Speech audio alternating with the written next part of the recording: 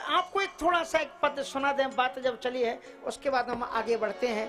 तो श्री केशवदास जी ने बहुत सुंदर एक वर्णन किया है एक ही पद में। ये इसलिए सुना रहे हैं कि केशवदास भी एक बड़े ऊंचे कवि थे, सामान्य नहीं थे। रावण के सामने जब हनुमान जी को प्रस्तुत किया गया तो एक ही पद में रावण प्रश्न पूछ रहा है और हनुमान जी उत्तर दे रहे हैं। बड़ी सुंदर रचना है। रावण हनुमान जी को बंदी हुए देखता है।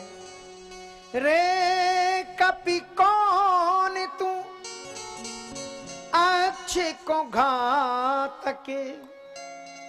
ये केशवदास जी की रचना है। रावण हनुमान जी से पूछता है कि रे कपि कौन तू अच्छे को घातक।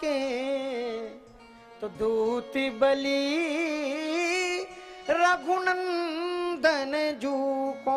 हनुमान जी ने उत्तर दिया कि दूत बलि रघुनंदन जू को। सिंधु कैसे तरियो,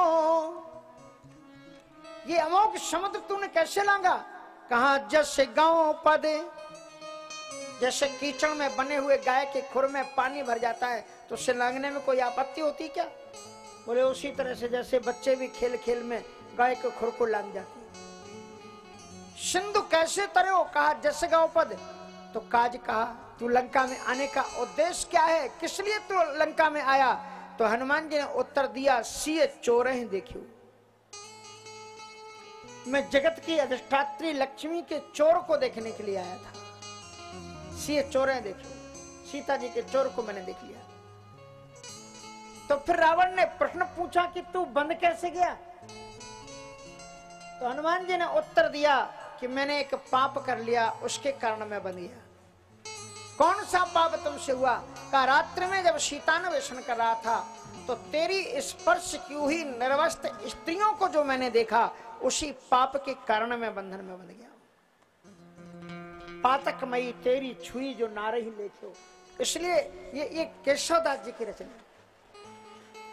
तो कहने का तात्पर्य यह है कि वही काव्य, वही सृष्टि, वही ज्ञान सार्थक है जो गोविंद से जुड़ा हुआ और अंतःकरण से जुड़ा हुआ।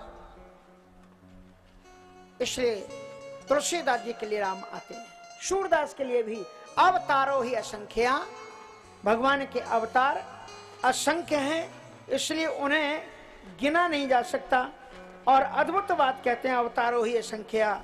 और कहते हैं कि धर्म कहाँ गया। जब नंदनंदन श्याम सुंदर जब धराधाम को छोड़कर गोलोक को चले गए तो अंतिम प्रश्न है धर्मः कम शरणम गतः। तो कहते हैं कि तच्च श्रीमद् भागवते दधात। वह धर्म श्रीमद् भागवत महापुराण के आश्रय में शरणागति में आ जाता है। इसलिए परम धर्म प्रोज्जित कहते वो तो परमो निर्मत शरणाम सताम वेद्यम वास्तव वस्त्र वस्तु शिवदम तापत्रयोन्मूलनम श्रीमद् भागवते महामुनिकृते किंबा परैरीश्वरा सद्यो हृदय वृद्धते कृतभि शुश्रूषवे तत्म। तो बहुत सुंदर सुंदर उन्होंने प्रश्न पूछते हैं। और उन्होंने फिर बाद में पूछा है कि महाराज सूत सूत महाभाग बदनो बदतांबर कथाम भगभागवती पुण्याम यदाह भगवान छुका। श्रीमद् भागवत का वक्ता भी महान है और श्रीमद् भागवत का श्रोता भी महान है।